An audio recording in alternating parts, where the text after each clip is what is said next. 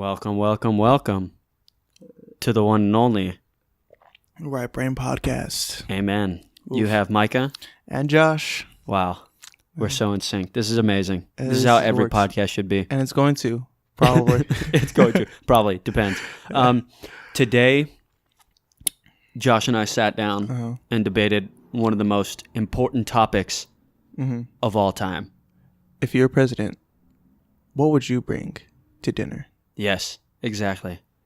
Not only what would you bring, but what would you feast on as president? Very important idea. And then we delve into the bro science of New Year's resolutions. That's going to be my new term for things we talk about. It's legit. It's legit. Yeah. I actually got my PhD in bro science. Hey, bro. Yeah, bro. Hey. Oh, really? I went to with bro science. I went to Broward University for your BHD. I have no idea. It's so stupid. Yeah, no. All right, guys, take a listen. I hope you really enjoy it. Yeah. Enjoy, Please. Bye.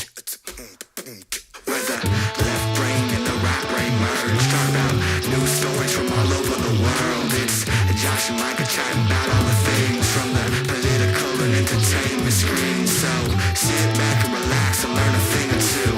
Listen closely, guarantee you'll learn something new. Screws loose, yeah, there might be a few. It's the Right Brain Podcast coming straight to you. Josh, A little shady, but yeah. on a scale of 1 to 10, how sketchy is this garage? I think this used to be owned by the Zodiac Killer. That's how sketchy it looks. That's exactly what it would be. If I were the Zodiac Killer, this is the exact garage I would use. 100%. And you are now podcasting in it by yourself with only me.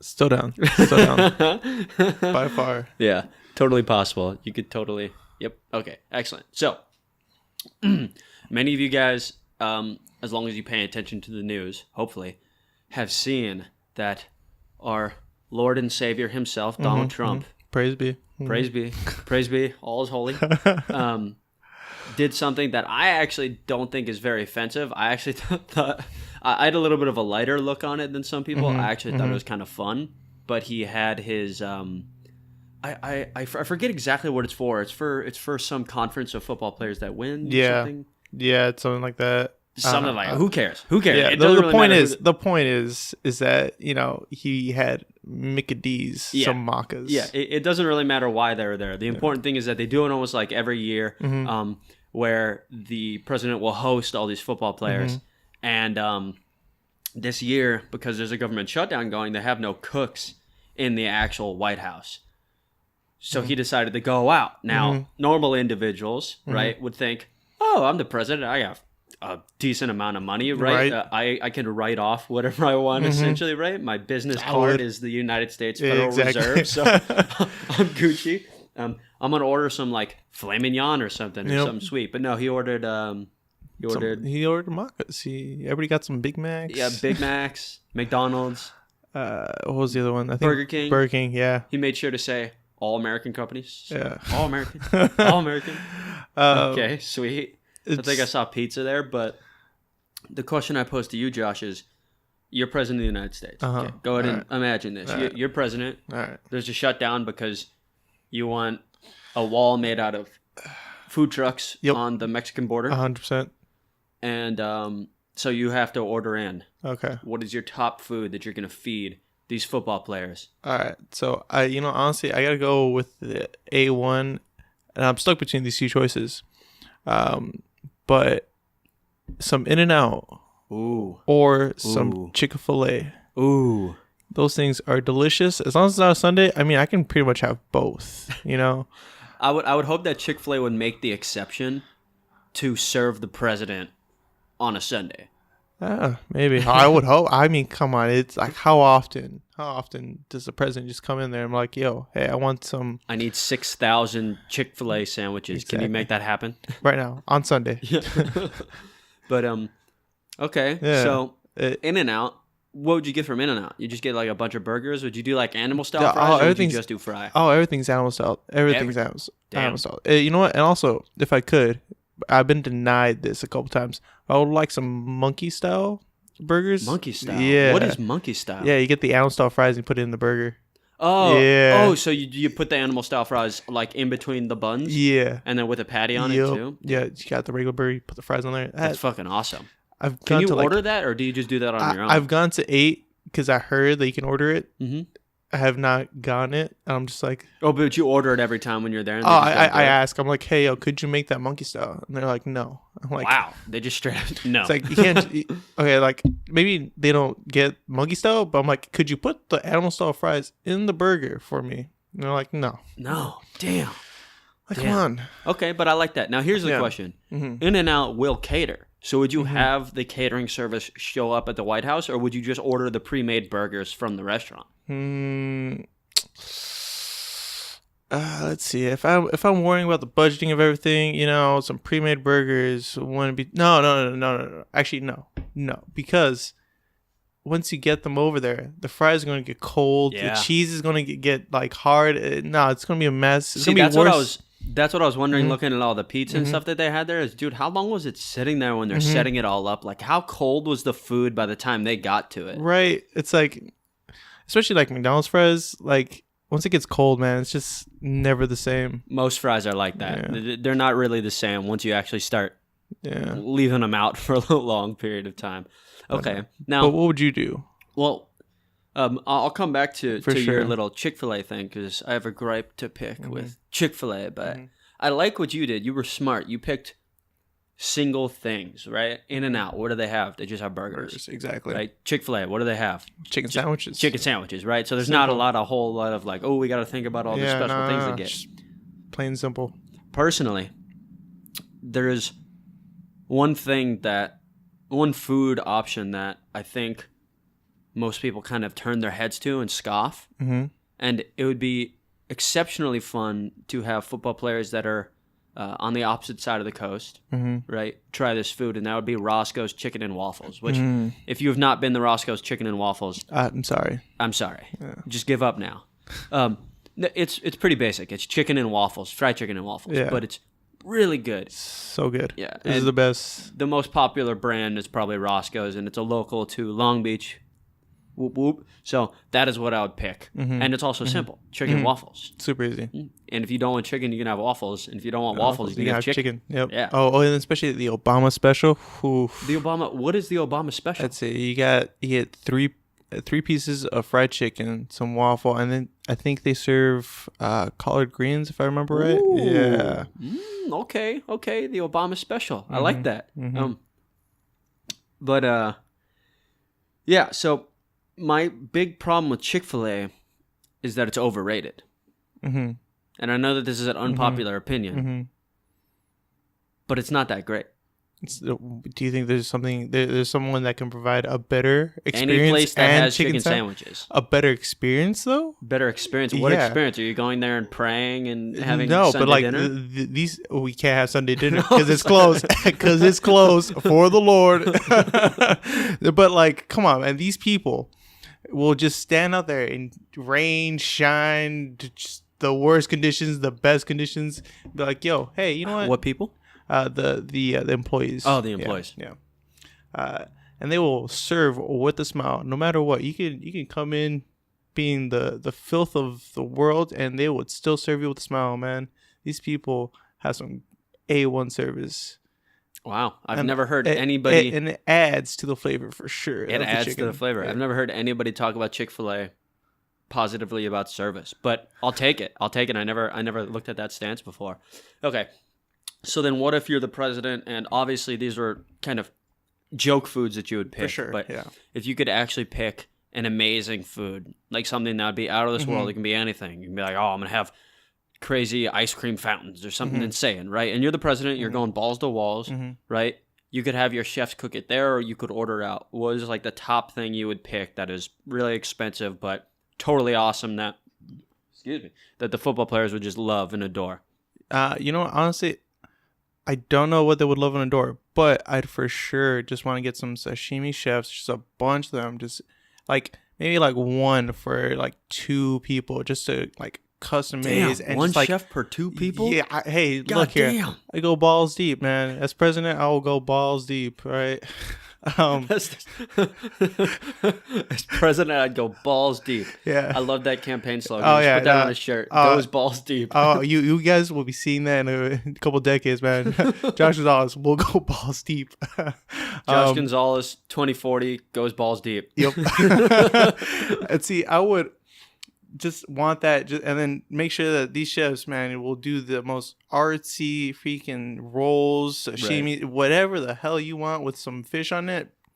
Just artsy. It's all hell. That'd be cool. But then what if you get someone that doesn't like fish?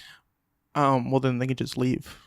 Like, why don't you Get like out. fish? Why don't you like fresh fish? You know? Yeah, it always confuses me when people say they don't like sushi. Right. It's like, do you not like fish? Do you just not eat food? Do you not like rice? Yeah. Do you not like basic protein with some carbs? Like, It seems pretty simple. Like, there's not a lot to sushi. No. If you enjoy fish, you should enjoy sushi Easily. at least a little bit. yeah. You should like eating it.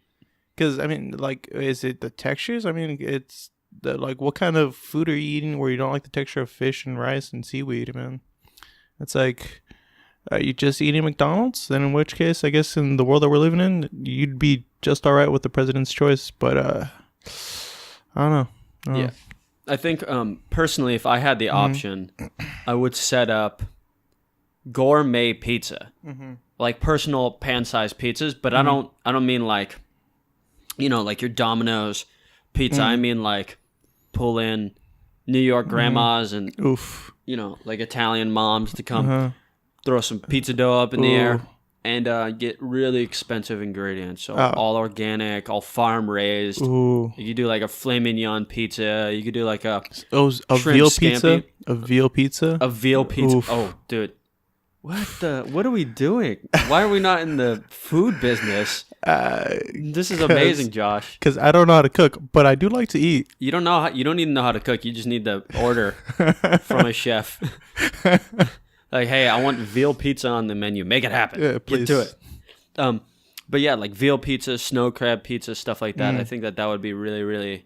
I mean, who doesn't like pizza? And even if you don't like pizza, like you would just take the opportunity and have something crazy like that. Like worst case scenario, I guess they could just take off the toppings and literally just have cheese pizza. Like, well, why wouldn't you just order a cheese pizza? It's personalized. Well, I don't know. You just order like, yo, let me get a cheese pizza. I mean, they might look at you funny and be like, yo, we got like truffle oil and gold flakes over here. You want just the cheese pizza? Yeah. Yeah, just the cheese pizza. Hey, you don't know, some basic people out there, man. Hey, there's nothing wrong with cheese pizza. But if it's one cheese pizza, you don't like just if it's just five one cheese, 5 cheese, yeah, it'll destroy my stomach, but I eat it. The lactose intolerant genes. Yeah. All right, so let's get to the real reason of why we're here today. Oh, one more note on Trump. I'm sorry, one more note on Trump and his pick. Some people had this idea, and it's very reasonable, that Trump did the whole meal idea knowing exactly the backlash, which I'll put this out there right now. He knew the news was going to tear him apart for having this weird pizza. Had to have. I mean, this man's been in television for decades, man. Yeah. Not only that, even with his time as president, he understands how the media reacts to what he does. Yeah. So him picking these food items, a lot of people are saying that it's almost just like a distraction. Right, because think about the things that he has going on right now, which is mainly the wall crisis and Russia and the stuff with his lawyer. Yep. Michael Cohen coming out about, especially what just came out saying that Trump paid him to do election rigging. Yeah, which again, it's wild because we're like what already in the second term, or I mean second year of his term. Yeah, getting like, close to the third. Like this is We're like in the middle of it. We're already in the middle of it. Yeah. Like, it's just wild how this is still going on. Like, this man, as president, you know, he's broken a lot of records, man. He's been breaking a lot of records. Good or bad, man. The record breaker. He's a record-breaking president. Amen. Hallelujah. Yeah. But I just find it, you know, at first, I honestly, I think I'd give Trump too much credit as being just like a genuine like jokester. I see him more as a jokester than I see him as like this conniving evil man. I did during the election. Yeah. During the election, I knew exactly what he was up to. Yeah, like I knew he was being sneaky. The way he was playing the media, for sure. Everybody thought he was being dumb, and I'm like, no, he's a secret plan. He's gonna get elected. I knew that. Yeah. Now I'm just, I just want to take his side. I want to be like, dude, come on. He was just trying to be nice. He thought it'd be cute. But no, it's definitely a little something going on there. For sure, something suspicious is happening. But again, like at some point, does life imitate memes, or do memes imitate life? Man, Meme is life. Oh, yeah. That's the secret. Meme is life. There is no cross cutting. It is the same. And then they melt together like cheese boiled in a pot, or cheese right on a Big Mac. or cheese in general. So we're gonna go on to Okay. So the real reason we're here. Yeah. Thank you. Keep me on track. No problem. 15 minutes. Boom.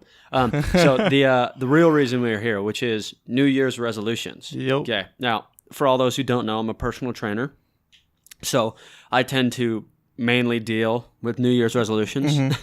No, it's great for business. Yeah. on a yearly basis, I hear New Year's resolutions, and I do want to preface this because this podcast could be construed as negative towards people with New Year's resolutions. Any resolution you make, no matter what time of year, is good, right? Make them. I'm not saying don't make them. Do it. Always improve yourself. Yeah, always improve yourself. Always try to better yourself. Always try to challenge yourself. I make New Year's resolutions. I don't really write them down, but I just make hey, I'm going to do this new thing. I'm going to try and write more, etc. Right? Exactly. I'm going to write every night or whatever, but I don't necessarily. I don't necessarily write them down and say, okay, so this is what I'm going to do for the next 6 weeks. I'm going to learn a language. Exactly. But I just naturally try to pick up things on a general basis. Yeah. There's nothing wrong with setting New Year's resolutions. No, not at all. That being said, we're going to shit on you a little bit. Yeah, because some of y'all just like to make it hard for yourself. Like, I'm going to go to the gym every day. And that works out for 2 weeks. And you're back on your couch. Yeah. Eating some Dominoes. Yeah. Praise be. It happens. And it's New Year's resolutions don't have to be these huge life-changing things. They can be the simplest thing, yeah, you know what? My New Year's resolution, for example, is just I'm gonna drink a water bottle a day. Boom, simple, easy, and we can do it. You feel better about yourself, and then you're gonna feel you know what? I can drink 2 water bottles. Nice. And so it's just a snowball, slippery slope effect, kind of. Slippery slope of drinking water. Yeah. Next thing you know, you're drinking 4 water bottles a day. Oh my God. Horrible. What's going to happen? Exactly. Oh, man, it's the worst. But why do you think people make New Year's resolutions? Because, it seems like a very big popular thing, even when people don't try to, such as myself. You just naturally, the year comes around and you're just oh, I'm going to start doing new things. I'm going to try and podcast more. I'm going to try and write more. I'm going to try and whatever. It just seems to naturally happen around this time of year. So why do you think that is? It can happen at any point, like you said, it just whenever you feel like you need some change. But, especially with the New Year's, because everybody's all right, it's a new year. You start from ground zero.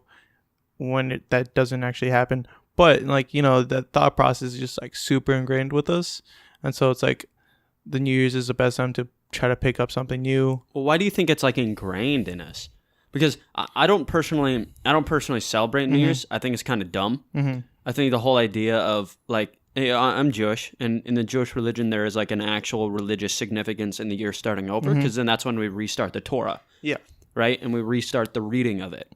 Whereas in today's society, New Year's, it's literally just the calendar has turned over. Yeah. There's no other significance other than the calendar has turned over. Yet, still naturally, as someone who doesn't celebrate that, I still naturally start making new goals at the end of the year.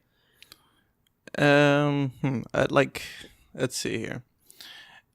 It has to be just from media that we've seen, you see your celebrities always saying New Year's resolutions or whatever. You just see it on your television as you're growing up, those holiday specials, the holiday specials, that's got to be a big part of it. It's just growing up in it. You for sure end up picking it up. And then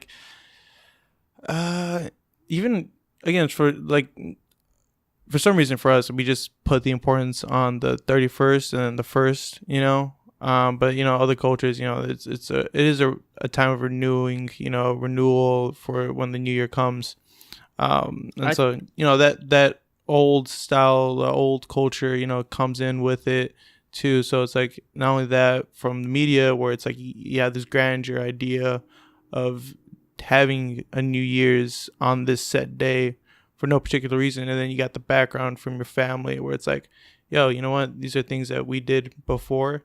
Right. Yeah. It's like passed down. I think it might even be a little bit more of like an animalistic, like just natural occurrence that we probably go through. The idea that that we kind of go in circles, right? Like we make a really big deal about birthdays, getting older. True. We make a really big deal about births and deaths, right? Biggest things, yeah. Yeah, in today's culture. And this is everybody. This is like worldwide. I don't know many people that make a big deal about a birth, and I don't know many people that don't make a big deal about death. Yeah. But like back in the day, man, people die all the time. And I mean like you know, natural causes, like Renaissance era, like back in the day, not like 20 years ago. Like Renaissance era, where it was less likely for you to live to an older age. Death was seen a little bit differently than it is today, where people are expected to live longer. So I feel like we put a lot of emphasis on beginnings and endings, and kind of like this circle of life. And so it's almost like every year it's a reminder that we're getting closer and closer to. Sorry to make this sad for everybody, but every year we're getting closer and closer to death. Yeah. And so it's almost like, oh shit, hey, I need to grasp on to what I have left. I need to really grab hold of this year. It's almost like a psychological like attack on the loss of years that that are taking place. You're trying to set up yourself to start a legacy, so even once you die, you can have something like to go on for generations, possibly. Which is really weird because there's a lot of, I guess there is more psychological benefit in setting New Year's resolutions, yet all of the research I tried to put through, there's not like a congruent number of percentages of people not succeeding in New Year's resolutions, just because there's not really like a large database of scientific evidence, and there's not a lot of scientists that want to sit down and study that. But from what I could find on multiple websites, is that it all said around this same thing. About 80% of people will fail in New Year's resolutions that they make. Honestly, that seems like a pretty good number. Yeah, and it seems kind of accurate. I might even put it a little bit higher. I might say like 85 or 90%, because I doubt everybody falls through on everything they make. And, you know, you'd kind of pointed that out at the beginning of our little chat, that most people make it harder on themselves 100%. By trying to get a lot of things instead of just focusing on like one or two. Oh, yeah, no. These lists are incredibly long. I remember back when I was younger, I thought, you know, I'm going to make this long list of things I want to do. And then I'd half-ass all What of are it. some New Year's resolutions that you made? I've thought about it long and hard. Weeks prior. Long and hard. You think about it a lot, Josh? Yep. I went balls deep into it. And I was like, you know what? Instead of having this long list or like an average size list, I made myself only pick one thing. And I chose to just read 10 pages a day of whatever. Right. Just whatever book I have. Once I finish it, then just grab the next one. But at least 10 pages a day. How are you doing right now? Doing pretty well, man. Finished my first book. Nice. Plan on getting a new one as soon as I get paid. What'd you read? I read it's called L1s. It's One Else. There we go. And it's just like a little story about this dude who went to Harvard Law School back in the 70s. It's pretty cool. It's pretty fun. Again, something that I'm slightly interested in, and just reading it more and more got me really engaged. Again, in a couple of days, I decided to read 11 pages even, you know. So it's like I was really excited reading it, and you know it's a super simple page 11. It's a super easy task. Like even if I miss a day, you know, I don't feel so bad because it's 10 pages. Yeah, that's what I said. I didn't set out to. I bought a journal recently, like a really nice. Like flimsy back. If you guys know Moleskine, it's a branded journals. Oof. They have like these really flimsy ones that are actually like where they're very bendable. Yeah. I bought that and a fountain pen because I've been trying to work on my penmanship. Because if anybody's ever seen my handwriting, it's worse than doctor handwriting. Like it literally looks like a fourth grader has been writing the entire time. It's so bad. And so I kind of decided that I wanted to work on that and also just have like a journal that's opposite of creative writing.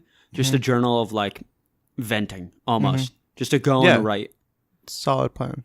But I didn't put a number on it. I didn't say, "Oh, I'm gonna write once a day." No, I just you feel like it. I try to do it every night. But if I don't make a big deal about it. Yeah. I just like, okay, I'm gonna do it, and then if it doesn't happen, cool. I got the next day. Yeah, and like especially since he's like you said, it's for venting. You know, it's just something there just to help you out. You know, it's not there for you to meet a goal. It's just there to like, hey, you know what? I feel mad because the pizza guy fucking gave me double cheese and I asked for extra meat. You know, it's like. Believe it or not, I'm not writing about pizza in my journal. For sure, but like, you know, my life doesn't revolve around pizza, Josh. Look here, look here, man. I like pizza. If I write that in my journal sometimes. All right, just one page. I like pizza. Moves on.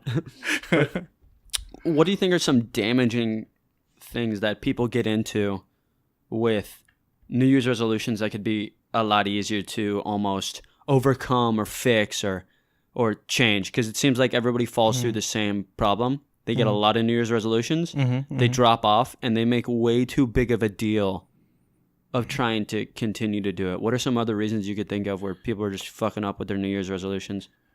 Yeah, it's because, like, you know, for the most part, like, I feel like most people don't ever full-ass anything. They half-ass everything. Wow, there's not many full asses. I don't think there's a lot of people are full assing it, man. Like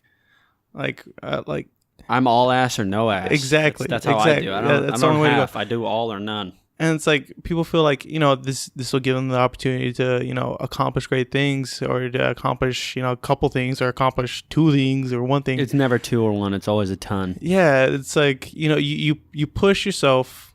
You like it's like almost when you're starting to work out. And you're just like this scrawny little kid, and you're just like, you know what? I'm put on scrawny little kid or fat old man or woman. Yeah. Gotta be PC. Come on. Yeah, exactly. And it's like you're like, you know what? I'm going on bench. I'm gonna put on 2 plates because you know what? I look at myself in the mirror. I feel like I can do it. You know you can't. You for sure know you can't. But it's like, you know what? I'm gonna try to do it because it's like it's New Year's. Fuck it. That's why. It's like go hard or go home, but like no one ever goes like, how about I just fucking walk there instead of just running there full speed? Right. Like, how about instead of jumping straight up to 2 plates, I start someplace lower. Yeah. And work my way up, nice, slow, and controlled. Because like everybody because we want it now. Yeah. No. Yeah. Exactly. We are. I forgot what the phrase was. No, it's not conditioning. It's instant gratification. Huge thing. Yeah, social media, huge thing. It's like, you know, you post something, you want to get those likes, you want to just feel like, oh man, look at that, people like what I post, exactly like us. And and so it's like, you know, guilty. And so they want fast results, they want fast, you know, they want to see what they already envisioned themselves to do instead of like, I know this is going to take a long time, I'm cool with it. But no, they're just like, you know what? I'm gonna get a 6-pack before summer, but they still continue to eat fast food. Do you remember any stupid New Year's resolutions you made? Like some really dumb ones where you're like, why did I pick this? It was never gonna happen. I don't know why I set out to do this. That you just completely failed on. Do you know any? I remember the one year. So I'm a big fan of anime.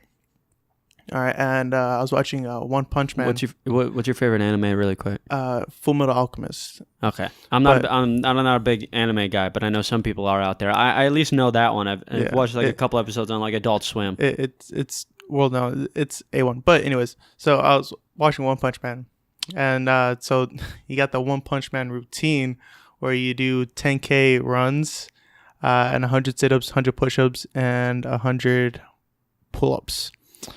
I did that for like 2 weeks. That's pretty fucking intense. No, dude. That's an intense workout. That's no joke. And this was like, I was still pretty fat. I was lazy. I didn't have a gym membership, and I thought this was a good idea. And like the week before, I was binging, laying down for 2 weeks. I was like in a cocoon. So I don't know why I thought this was a good idea, going from 0 to 100 as soon as possible. And 2 weeks later, I sprained my ankle. I went to the doctor and she was like, "What did you do?" And I'm like, "I was running." And then she was like, No, you weren't running, bro. I'm like, you no, stop what you're doing. Do not do this anymore." And I'm just like, "Oh, okay." I love when doctors say that. Like, do not be active anymore. Stop. Stop. Don't do it. I remember that there was that, and looking back, I was laughing. I'm still laughing at it because it's like, why did I think I could do that? I'm surprised that lasted 2 weeks. That's pretty impressive, honestly. I don't even run that much. That's like running that far plus body weight. Yeah. Exercises or any weighted exercise after that becomes increasingly difficult with the amount of miles you run.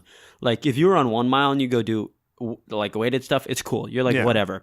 Every mile after that gets harder and harder to then go and lift weights after. And this was an everyday thing too. Yeah, that's insane. No wonder you hurt yourself. That's crazy. That's a crazy amount of distance. And that's a lot of volume too, like 100 pull-ups. Yep. I think you said 100 push-ups? Yep. Depending on your chest strength, it might not be that bad volume-wise for your chest and back. For back, probably. I mean, 100 pull-ups is, for most people, is a pretty big feat. Oh, yeah. A pretty big feat. Because most people are going to do like 5 and 10 at a time. Yeah. Whereas push-ups, you might be able to do like 10 to 20 at a time, anywhere in that range. So then doing the 10K, and then right after doing squats was... Oh, yeah. That's crazy. How many squats was it? Excuse me? 100. 100 squats. Okay, Yeah. so that's not as bad too squats bad, but wise. still, though, like right after a 10K... Yeah, after the 10K, dude, your legs are going to be fucking toast. 10 squats. 10 squats are going to feel like 100. That's pretty amazing. Okay. Yeah. I picked one. I picked one. I can't remember how long ago, but it was to not swear. Yeah, I got conned into the whole like only idiots swear, only people. Swearing is the lowest form of communication. Okay, whatever. Fuck you. Yeah, exactly. I got conned into that and thinking like, I shouldn't swear. I should learn bigger words and things to impress people that care about what big words I use. And yeah, of course, I fell flat on my face. How long did you last though? Oh, who knows? Maybe like a day. No, I genuinely tried. I would like swear and be like, I'd catch myself, and I'd be like, oh, okay, well, what's another word I could have used right there, right? And I try and be like, oh, excuse my swears. As I've stood farther and farther away from that Micah, which I'm glad I'm farther and farther away from. 100%. I've probably sworn more and more in more inappropriate places to swear. And it's become better and better. My life has increased in happiness every year because of it. Yeah. Which is good. So I don't regret it at all. Yeah. Not giving up swearing. Exactly. Like, why? It's the flavors of the world, you know? Yeah. I told myself this year I was going to learn how to write cursive. Because I don't know actually how to write it. Really? Yeah, I can read it. Like, I understand the gist of it. I was taught in like 3rd or 4th grade or like whatever grade you learn. Never again after that. Yeah, but I never used it. Yeah. So I know how to read it. I'm not one of those like inept people that doesn't know what an A looks like or an M looks like. Like, I can string together words. Like, I understand. Like, duh, that's an I. Duh, clearly. That's an E. Yeah. But as far as writing it and making it look good, horrible. Looks just it. I don't even want to describe. Oh yeah, I gave up on cursive. I mean, I practice my signature just like one day if I'm ever famous, I can just do it real nice. But here's a question: you're famous. Are you really going to sign Josh Gonzalez, or are you going to want to change it up? I don't know if I'd want to put my real name. Actually, honestly, like most of my signatures is just a J with some scribbles on it, but it still looks nice. But here's the thing that I know about actors and famous individuals: they have to practice a different signature than their actual signature. For sure. Because otherwise people can copy it. Exactly. And then they can sign for things and they can copy your identity essentially. Yeah. I mean, because like the main signature that I keep locked away, that's on the side. But the J one, I do that on everything. Just make it easy for myself. Yeah. That one, you should not have like, oh, this is the same signature I signed my checks with. And the same one that's on my birth certificate. I'm going to sign that on people's photos of me. Wait, hold up. Did you sign your birth certificate? I have no idea, dude. I signed something. Social security card or something. You signed no, for sure. Yeah, that. You signed one of those tax important, like, you're an American things. Yeah, probably. At some point. Yeah. Definitely not birth certificate. Yeah. I signed that. It looks great. People love it. They love it. Man, what are some other insane New Year's resolutions that you've heard? Let's see. I've heard people say that they're gonna hike like Everest, and that was their goal. And it's like, Yeah. I'm all for you wanting to By like all improve means. yourself, but goddamn, Like you gotta go from. you don't even do push-ups. Like you don't do anything. I haven't seen that person walk like 2 steps to the fridge before, and they're gonna go Mount Everest. See, that's the idea of Yeah. starting small, Yeah. guys. There are plenty of big mountains in California that you can hike, or any state that you're in. I'm sure you can Yeah. find one that you can start with before you say Everest. Yeah. Like you know what? I'm gonna climb Mount Timothy. You know, it's Mount like Timothy. Mount Timothy. It's like 10 feet, Oh. hypothetically. Nice. Yeah, exactly. You know, if just like the simple things, like there's no reason to exceedingly exert yourself to do some meaningless goal that you just want to flash off to your friends for that one day, and then just kind of forget about it the next. Yeah, there's not really much purpose. So I mean, Mm-hmm. right there, I think we've given you the greatest and only advice you ever need Mm-hmm. on New Year's resolutions ever. I don't remember what the advice was. I don't think we actually gave any, No, but no. it is the best. At 100%. Like it's underlying. It's between the texts. If you guys read the lines, it's right there. Do you think Trump sets New Year's resolutions? If it would, it probably the top of his list would be the wall. Again, something crazy, something just unimaginable. You know, he's going for it. My New Year's resolution: build a massive wall. Build a massive wall. His second one, which would probably be make a clone of his daughter that is slightly less unrelated to him. What? Sick. Hey Yes. man, hey, he called his daughter hot. That's All right. definitely his top two. Build Yep. a wall and have a clone Yeah, exactly. of his daughter. So Yep. that's insane. But just make New Year's resolutions, guys. Just not Trump New Year's resolutions. Exactly. You can't Trump. All right. You can't Trump. Okay. All right. We'll see you guys later. Out. Goodbye. Goodbye.